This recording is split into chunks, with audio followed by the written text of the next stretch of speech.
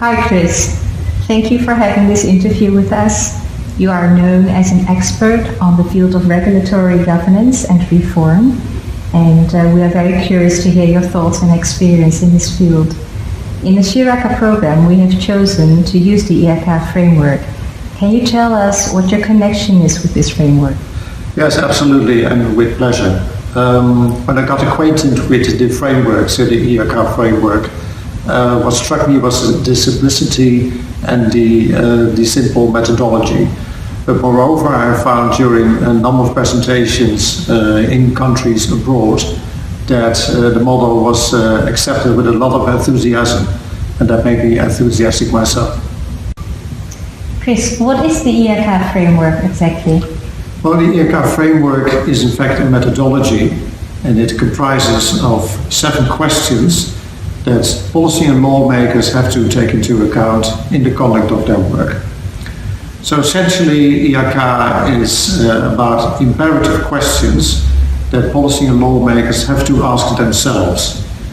And another feature which I think is very important is that the IAK forces the policy and lawmakers to cooperate together and to have a certain degree of interaction. And this constitutes the collective effort, which is very fruitful for the process. Who made this brilliant idea, Chris? Who was the genius behind IAK? Well, actually, I could tell you a story about the genius lawmaker that one bright Monday morning cycled to his work to the Ministry of Justice and thought of this idea.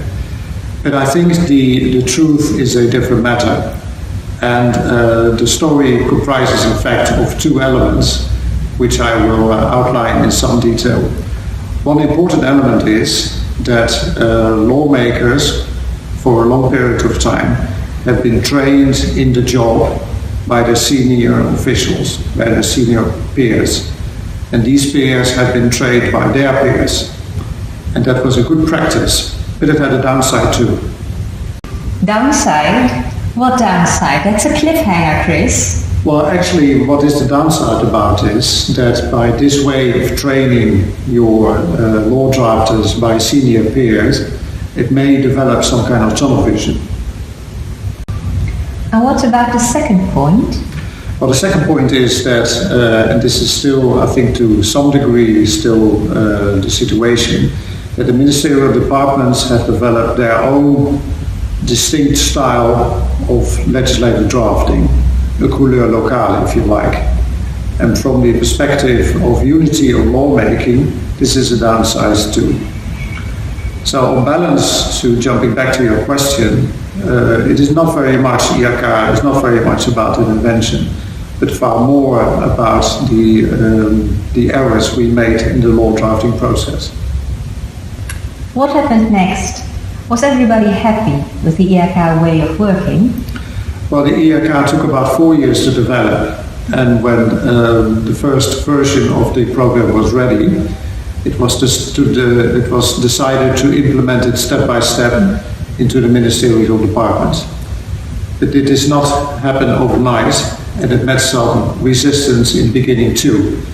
Not all law drafters were convinced that this new tool, this new technology, would really be of help to them, or would it even take over their conduct of labor.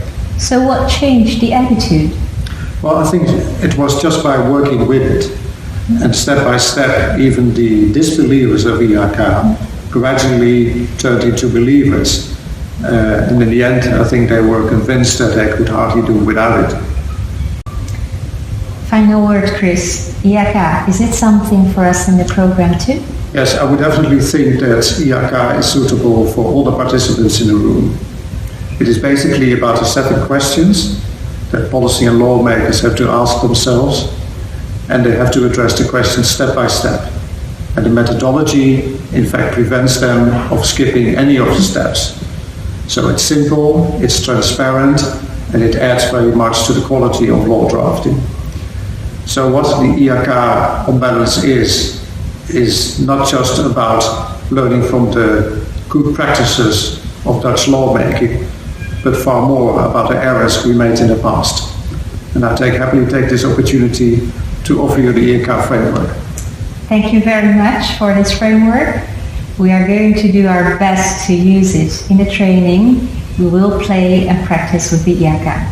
Thank you very much for this interview, Chris. My pleasure. Thank you.